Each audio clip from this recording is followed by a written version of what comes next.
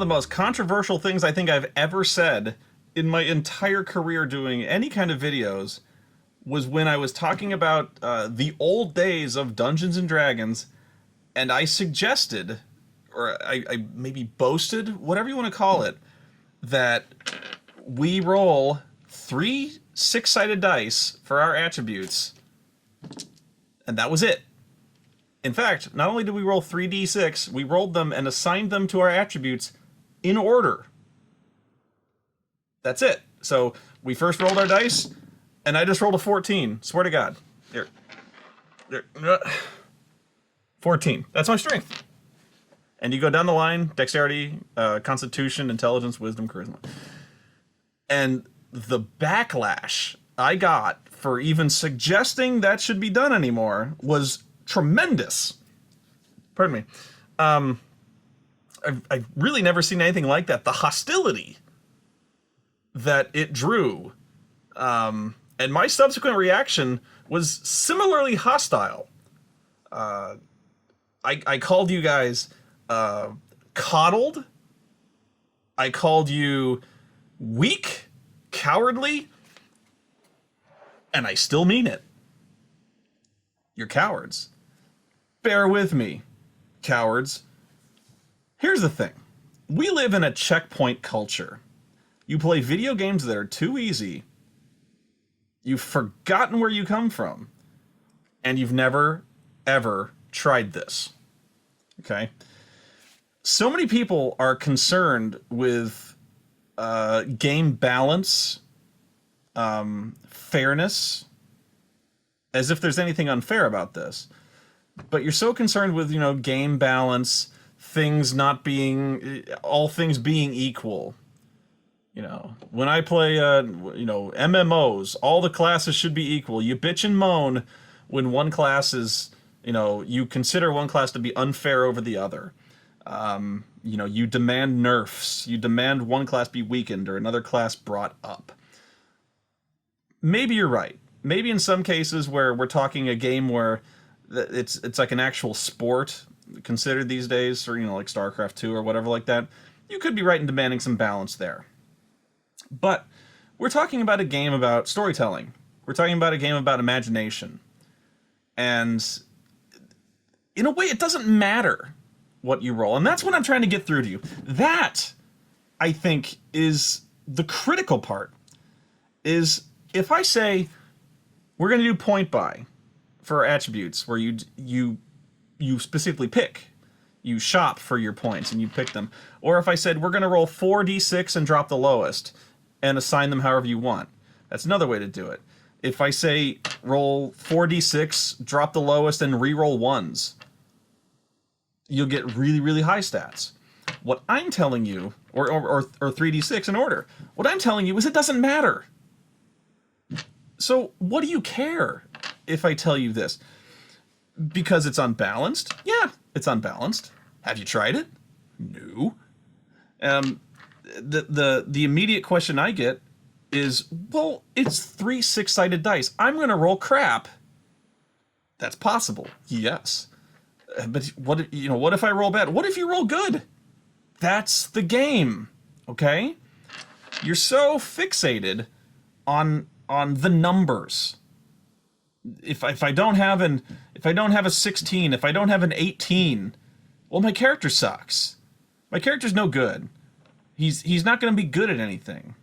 Or my character has a 6 in an attribute. Oh, he's really bad. What can I do with this? He's got a 6. You're so used to not having a character attribute under 10 that the notion of the average stat you're going to roll on 3d6 is a 9. The notion of that terrifies you. So many of you, oh, no, I don't want to. If I'm point buying, I never have anything below a 10. 10 is to you the minimum. Some of you will dump stat down to an 8. And those people are considered fools by the rest of you. But you're so worried that if any of your stats are below 10, that your character is useless. And it doesn't matter. Especially when you consider the numbers are just numbers.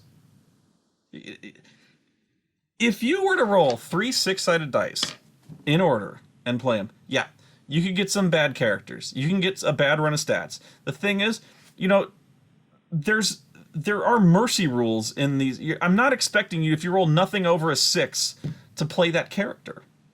I'm not. It's called the innkeeper rule.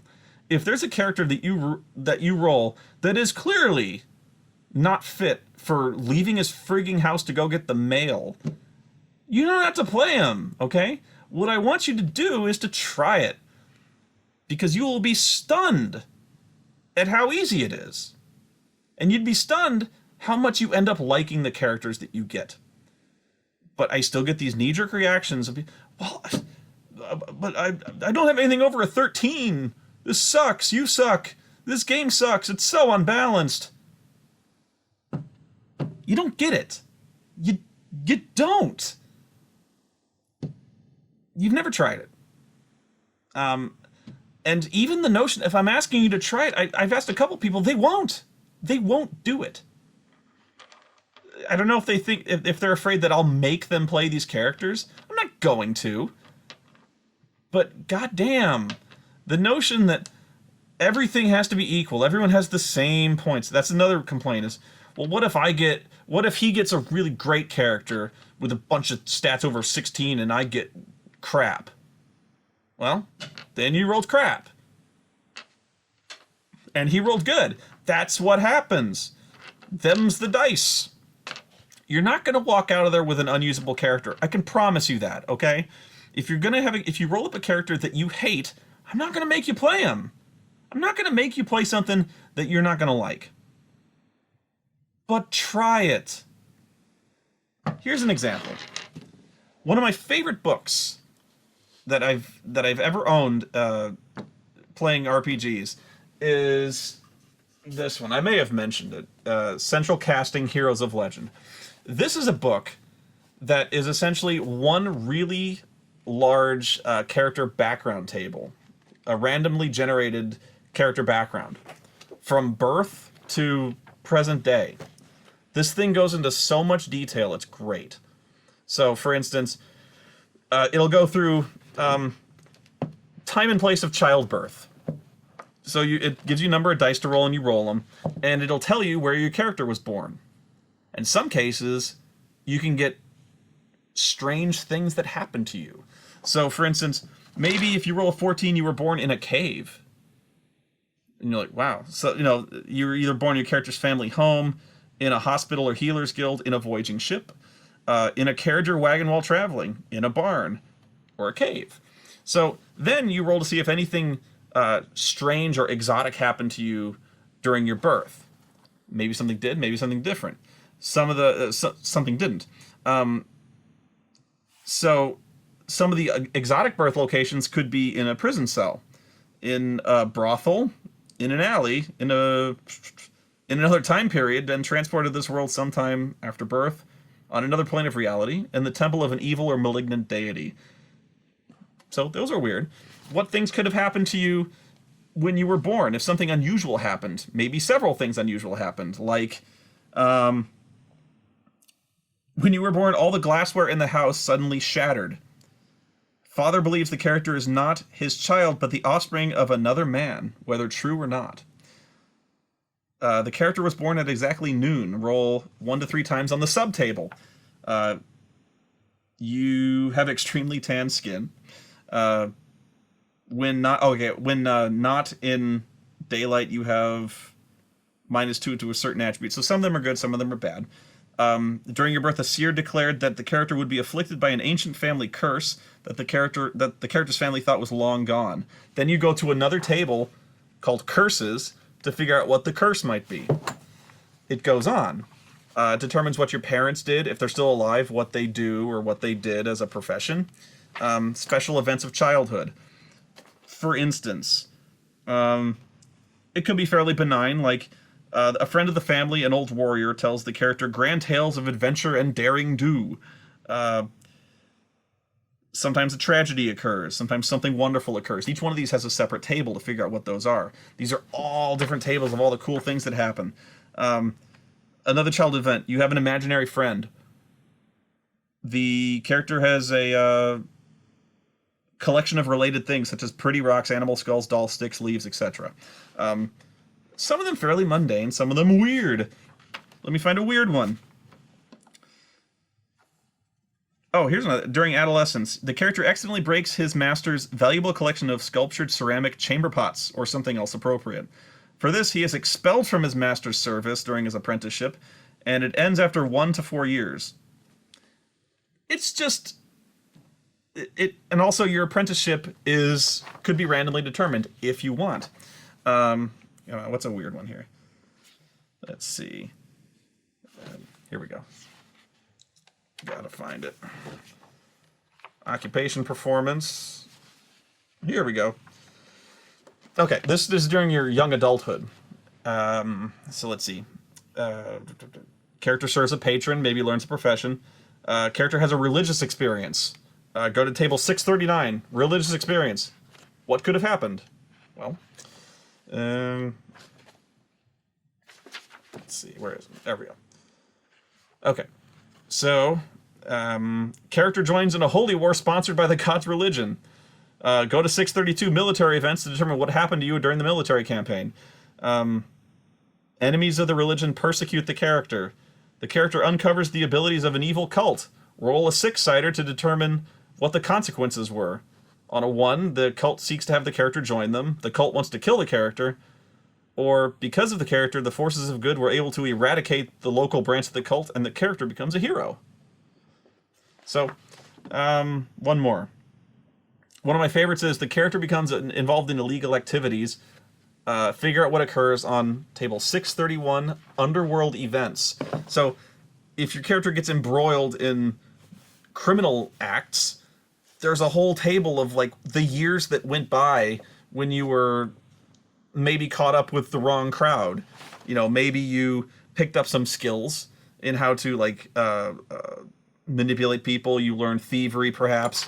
Or you got jailed. Something like that. Now, this whole book is like that. And the question is, well, why would I want to do this? What if I get a bunch of really bad stuff? That's actually the best part, is if you get really bad stuff, because it gives you background. It gives you a story. A lot of people don't know where to start with their character, or they don't even know what to play. You know, let's forget the stats for a minute. If I just said, what do you want to play? And you may not know. You may be like, well, I want to see what everyone else is playing. What if they don't know? This is a great start. So, for instance, if your character gets involved with illegal activities at an absurdly young age, which could happen, well, that might inform you. If your character gets, if your character has, like, an invisible friend at a young age, and then later on has, like, a religious experience where you can see a vision of your of a certain god that tells your character that he's destined for greatness, that might help inform you. There's one where your character is haunted by an unseen spirit, or one that only you can see. So whether or not it's benign or malignant is probably another role. Are you crazy? You may not be. So these things all contribute to maybe help you figure out an angle for your character. If your character was jailed during his time there, it might help you form an attitude for your character might have towards towards the law or other people from that kind of social class. Maybe the people, it would be established in here if you were betrayed by the people you worked with. Maybe you really don't like thieves anymore. You really don't want to deal with that element. A lot of things can happen there. If you were to roll in this book, and I ask everyone just to do it one time, I have never had anyone say they don't like what came out of here, even if the background they got was crap. I don't make you keep it. Okay? In fact, during the course of it, I always say you have 3 vetoes, in case you get something that just doesn't make any sense, or you don't want to go that way. Like if you really don't want your character obviously to go into the underworld, and go into the criminal underworld, then say no. And I'll do that like 3 times just so you can't reroll every single thing. But in the end, once you have this background, you don't have to use it. I just hope it helped. And most times, people, I've seen in my current group, 2 people got stuff I would never ask them to keep. One of them lost an eye. They were in prison and they got into a knife fight in prison, and one of them like got their eye gouged out. And I'm like, you don't have to take that. And he was like, I like it. I go, I will not make you take this. If you don't want it, you can re-roll. And he's like, nah, gives me an eye patch. It's cool. So like right away, this really, really bad thing he rolled, it's gonna, it was gonna penalize him if he was ever gonna do like range combat and stuff like that. But he thought it looked cool, and it's something that it never occurred to him to try. What if I start out with one eye? Like there's one where you get a really cool scar, and you not only do you have a scar, you determine where it is and what it looks like. Is it really bad? Is it like a smooth sword cut? That book has tables like that. So he lost an eye, and I go, he liked it. He's like, that would inform, maybe in his background he could say that his long-term nemesis was the guy who slashed his eye, and he has perfect cause to want to get revenge on this guy. It also helps in my I always ask somebody to have like a long-term goal in mind for their character. It doesn't have to be specific, but in this case, maybe the guy who cut his eye out is a guy he really wants to kill because he cut his eye out. One person, one of our players got, he was witness to a political assassination, but he was framed for it, and now he's on the run from that particular kingdom. But the bounty on his head is so high, he rolled the maximum, that it's almost a certainty that bounty hunters are going to come looking for him. And I'm like, you don't have to take that. You've got like a 10,000 gold piece bounty on your head. And I'm going to come after you if you take it, but you don't have to take it. And he's like, I like it. Because it gives me something to run from. It gives me a goal to maybe uncover the truth or expose the person who frames me or find the real murderer of this. So oftentimes it's the bad parts of the background that really help you out. Missing an eye. Well, hey, I got myself maybe I could be a really badass rogue type guy with an eye patch. Or not. Maybe I have a weird glass eye. All of a sudden you've got in your head, your mind starts turning on this. What if I got something really good going on here? It's inspiration. That's all I wanted. And this is an example of just roll. Okay? Just roll and see what happens. You don't have to take it. That's it. Yeah, you could roll crap. You could roll awesome. But you won't know unless you try. And here's the real trick. The numbers are just numbers. You could roll, even if you rolled something you don't want to play. Let's say that you really wanted to play a fighter, and you rolled like average stats, like 12 strength, 10 constitution, 13 dexterity, 18 intelligence. You rolled a solid 18 on that, and nothing else was really any good. Oh, I can't be a fighter. That's not true. Make it work. Make it work. You could be a smart fighter. Multi-class. You can dual class. I don't know if your stats are good enough to dual class in that case, but okay. So you're a really smart guy. You've got an 18. That doesn't mean you have to play a wizard. It really doesn't. And that's what I'm trying to get through to you, is they're just numbers. Now, in AD&D, yes, the attributes do restrict you from certain classes. It's really, really hard to qualify for a paladin. You've got to have a 17 friggin' charisma. But that's why you never see paladins. It's because they're really, really rare. You don't need to have high stats to be effective in the class. You don't need to have an 18 dexterity to be a good thief. And that's actually a credit to how well AD&D is designed. It's not entirely dexterity based. You have discretionary points to distribute among your thief skills. So if you're creative and you actually put effort into it, you can make this character work. You can have a thief with 18 wisdom if you don't want to play a goddamn cleric. And I think people don't look past the number. They're like they see a high score in dexterity, and then they feel shoehorned. They feel committed to playing a rogue. It's not true. You can play a fighter with 18 dexterity. Hell, that's actually pretty good. You don't need a high strength to play a fighter. In fact, in some cases, in some ways, being a fighter compensates for having a low strength. Why? Because as a fighter, you're the only guy who can do weapon specialization, which covers for the relatively low strength. You're the only guy who can get weapon mastery. You can use more weapons than anybody else in the game. Just because your strength is low doesn't mean you can't. You can fire bows that nobody else can. You can use swords that nobody else can. You are still a fighter. You may have to act like a different kind of fighter, like you may not be the plate mail wearing type, but you can be a fighter.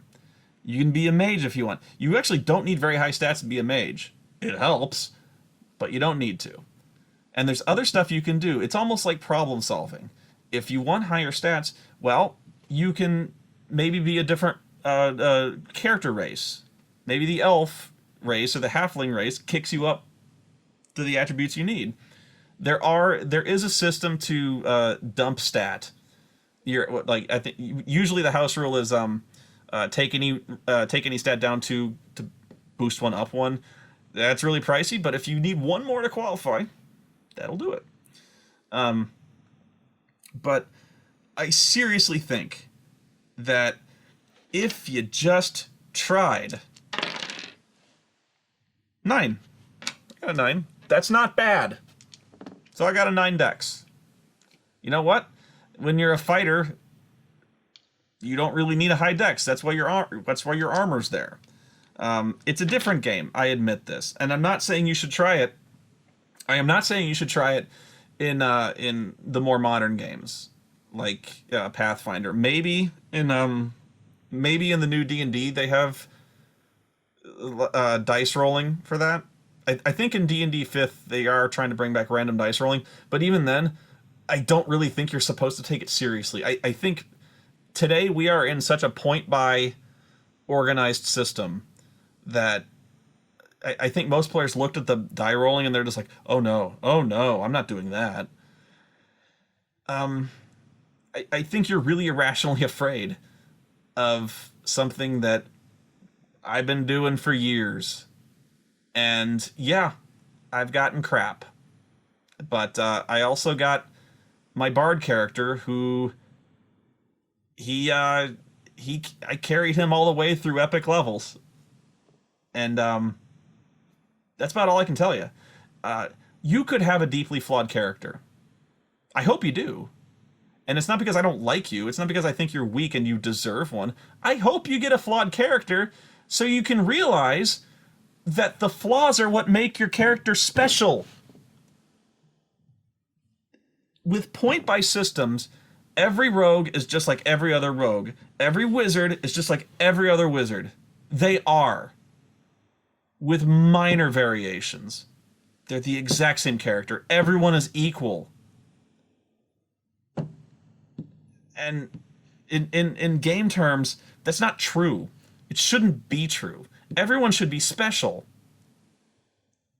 And sometimes you might have a fighter who's not really that strong. Because the numbers don't mean that much. I want you to get a character who isn't that good at something. Who maybe has a low constitution. Maybe he's a little sickly. Maybe your character's got a low wisdom. That means he's impulsive. He doesn't really think twice before doing something. He could be smart, but you don't have to have a rogue with high dexterity. There's other stuff a rogue can do. You can special if you're really worried about that, you can have your rogue specialize in a few different things and be just as good as anyone else. I want you to work through it. Because at least do this for me. If you want to try it, play one session. Just one. And don't sabotage your character. Don't tank him. No, don't tank him so you can get rid of him.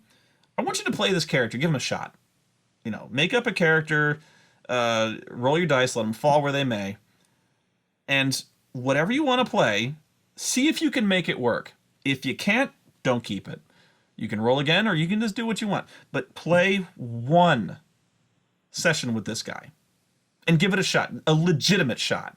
Don't just do it because you're appeasing me. Don't do it to prove me wrong or something like that. I just want you to play a character. I want you to play a character you probably would never have tried before. And I hope he's deeply flawed. You can. I hope he loses. I hope he starts off with one eye. You know, I really do. Because otherwise, you're gonna be just like everybody else. You're gonna be boring. So I'm gonna revise what I said earlier. You're not cowards if you don't try this. You're boring. And that's worse. Cowards at least can be interesting. But who dares wins. 14.